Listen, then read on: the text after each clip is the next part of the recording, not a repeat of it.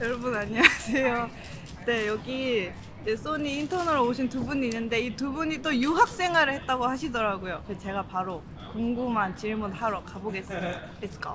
자, 그러면 바로 유학 관련된 질문을 할 텐데요. 네. 먼저 유학을 결심하게 된 계기가 있나요? 그리고 한국 대학 대신에 외국 대학을 선택한 이유가 있나요? 이번에는 이쪽부터. 네. 원래 연장자부터 아니에요? 요즘에는 그 트렌드가 바뀌었어요. 맞아. 그 이틀 만에 바뀌나요? 네네. 여기가 대장이시니까. 연장자분께서 저는 미국에서 원래 취직을 하고 싶어가지고 이제 여러 군데 이제 되게 알아볼 곳이 사실 많았었거든요.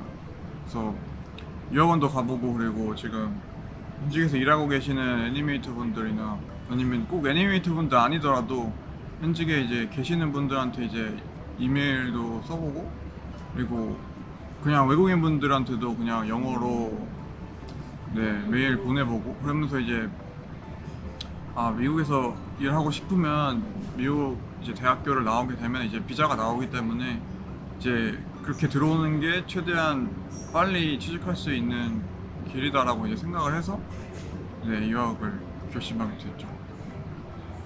근데 현직에 있는 사람들한테 연락해보는 거는 되게 좋은 것 같아요. 링크드인 통해서 다 하신 거예요? 저는 그때는 그거는 있는지도 몰랐었고 네. 그냥 네이버 메일로 저는 이메일로 보냈었거든요.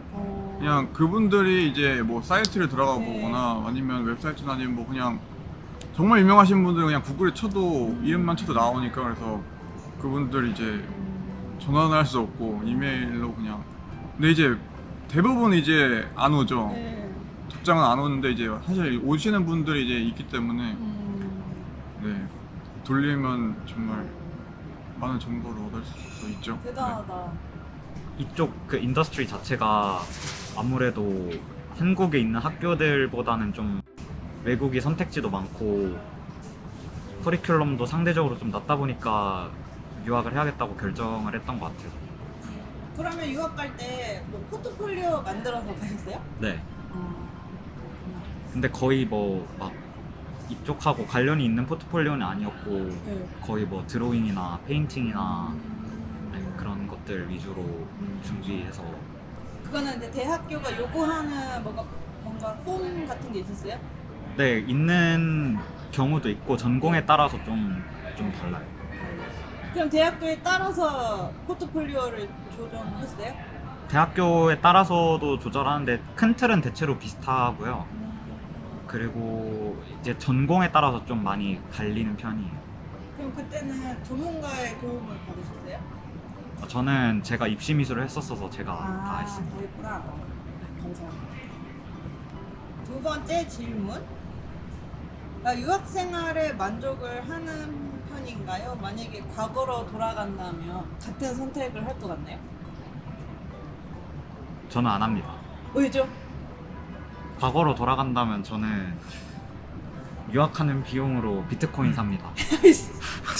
그걸 몰라야지. 그런 사실을 모른다고요.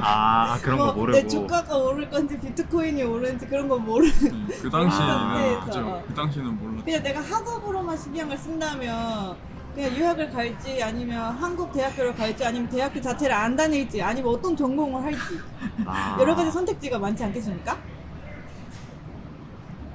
저는 솔직히 말해서 과거로 돌아가면 정말 솔직히 이쪽 일은 안 할 것 같아요. 이쪽 일은 안 할 것 같고 네. 그러면 유학은요? 유학은 할 것 같아요. 왜죠? 한국이랑 문화가 아무래도 확실히 다르니까 학교를 다니면 그런 거는 확실히 좀 경험해보면 도움이 되고 재미있다고 생각해서 그래서 유학은 다시 돌아가도 할 것 같고요. 그리고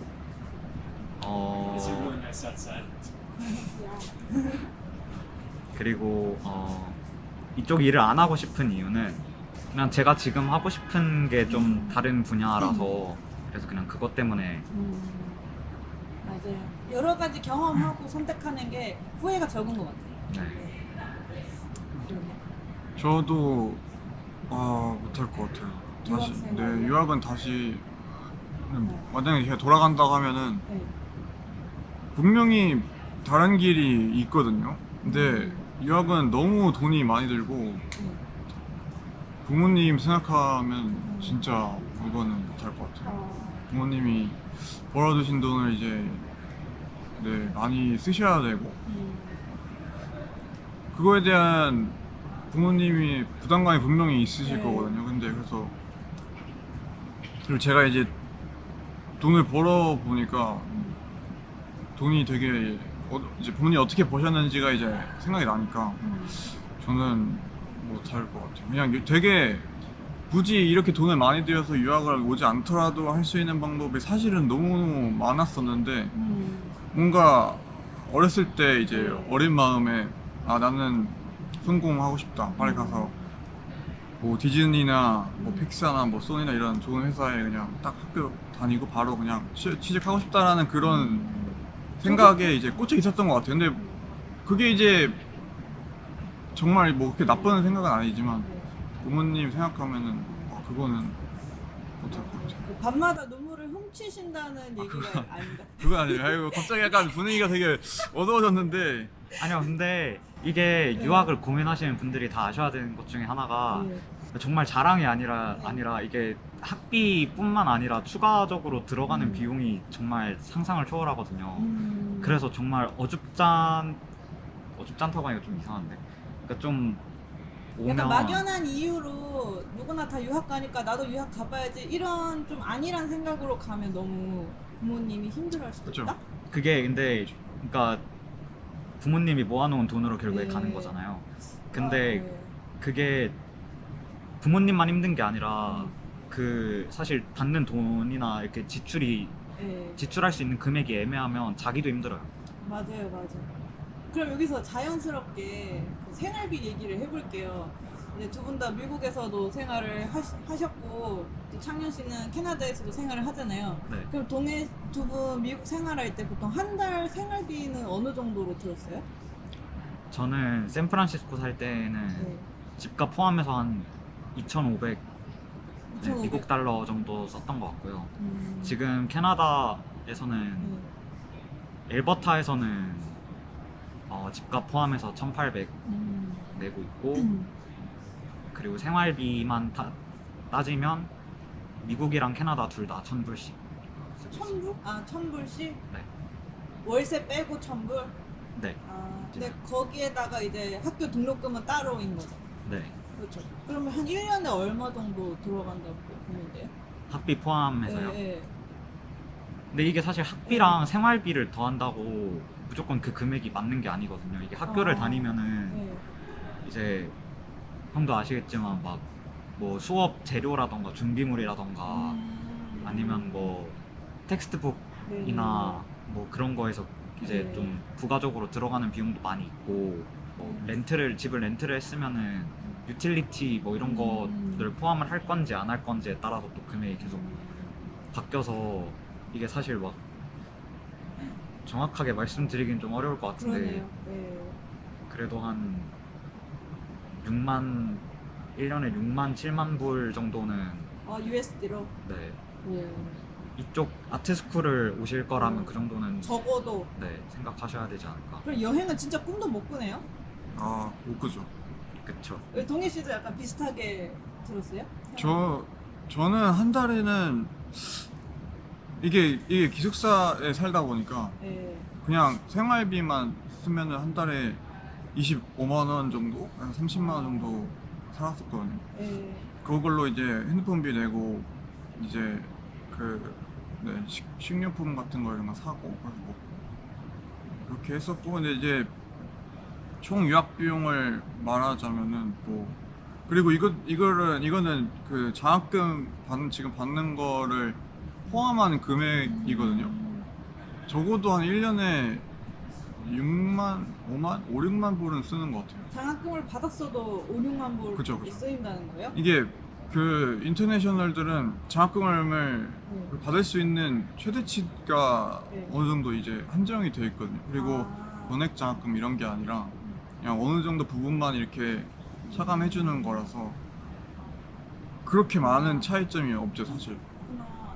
근데 기숙사도 돈 내고 그죠. 사시는 거예요? 그죠. 그럼 1년에 얼마예요? 기숙사만. 네. 그것도 800만 원 정도? 1년에? 네. 아, 그 두 학기. 그죠. 두 학기죠. 그럼 거기 밥도 포함이에요? 그건 아니에요. 밥은 아니에요? 네. 그래서 네 돈이 너무 많이 들어가요.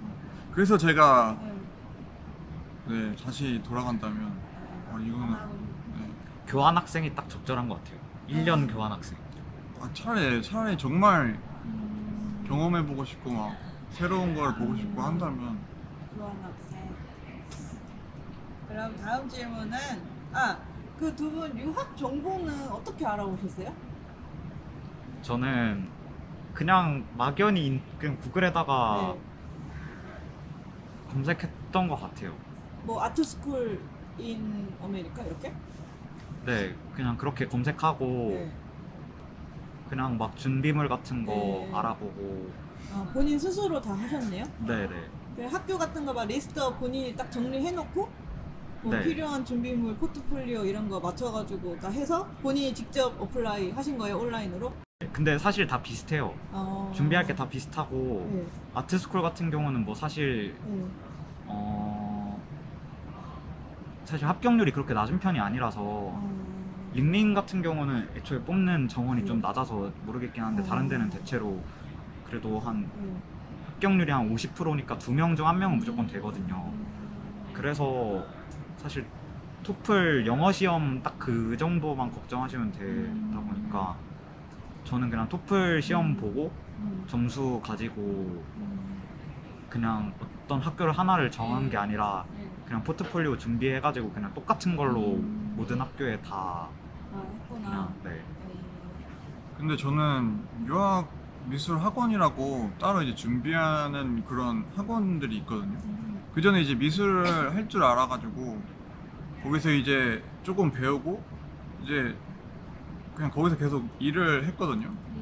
그래서 거기서 일을 하면서 자연스럽게 다행히 그냥 유학 정보 알리되고 네 그러면서 그리고 또 지원할 때도 이제 학원이랑 같이 지원을 해가지고 학원에서 그냥 여러 가지 지원할 때 많이 도와주고 그렇게 했었거든요. 그래서 네. 두 분 그러면 유학하기 전에 혹시 영어 실력은 어느 정도 됐어요? 그 시험 결과는 어땠나요? 그때 토플 한 100점? 몇 점 만점이에요? 120점. 근데 겁나 잘한 거 아니에요? 근데 100점이면은 되게 네. 되게 높은 거거든요. 잘하고. 되게 잘하시는. 근데 보통 아트스쿨들이 대체로 아마 80점 네, 80점 정도 받으면 되는 걸로 알고 있어서. 그렇죠. 저는 근데 초등학교를 미국에서 맞아요. 이 다녔기 친구는 때문에 되게 영어를 원래 잘했습니다. 굳이 공부하지 않아도 여기 이따 이거 어깨 이렇게 올려줘야겠다. 이렇게 어좁이라서 어깨 이렇게 옆으로 좀 늘려도 돼요. 알겠어요. 이거 이렇게 잡아가지고 이제 여러 선글라스 이렇게 껴주세요. 좋았어. 네, 선글라스 꼭. 근데 월요일부터 컨셉을 너무 싸가지 없는 걸로 잡은 것 같아요. 되게 캐릭터 좋아요, 있어. 좋아요. 캐릭터. 근데 동일 씨는 저는 영어 정말 못했고 영어 공부 열심히 했습니다. 어떻게? 군대 가서도 열심히 하고 오. 그냥 열심히 했어요. 그냥 무턱대고 열심히 뭐 단어 외우고 해가지고 저는 학교 들어갈 때 85점? 토플 85점 받고 들어갔거든요. 아니, 근데 시험 영어랑 실제 와서 하는 영어랑 맞아. 다르거든요. 그렇죠. 맞아. 근데 제가 코로나 기간 동안 영어 과외를 해봐서 아는데 제가 거의 1년 반을 가르치면서 느낀 게 가장 영어를 빨리 익히는 방법은 그냥 뭐 미국이든 캐나다든 도시에 그냥 혼자 떨어뜨려 놓으면 알아서 늘어요. 그래서 제가 못했잖아요. 진짜요? 전 바로 남편이랑 같이 살았으니까 맨날 한국어로 얘기했지. 영어를 많이 자기가 이제 그런 상황에 노출을 계속 시켜야지 늘지 아니면 그냥 계속 그냥 딱 그 수준인 것 같아요. 그냥 한국에서 열심히 했던 정도. 그래서 제가 영어가 안 늘었잖아요. 큰일이다, 큰일. 유학생활의 장단점? 하나씩 꼽자면 장점 하나, 단점 하나. 일단 단점 돈 많이 나간다. 응. 아 그쵸. 그리고 장점 뭐 있죠? 장점이랄 게 있나? 그러니까 약간 좀 제너럴하게 장점이라고 할 만한 거는 있는 것 같은데? 아 유학생활에 장점이 없다. 가지 마소. 그 유학생활 거기서 삶을 살고 있잖아요. 근데 어떤 거야 한국이랑 비교했을 때? 이거 저 진짜 드릴 말씀 많은데 유학생활을 하고 나서는 거기 취업을 할 수 있잖아요. 그거 어떻게 하는 거예요? 비자가 나오나요?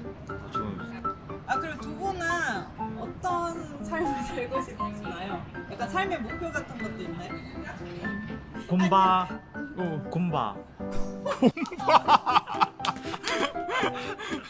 자 다음 게임 콤바. 하나 둘 셋. 곰바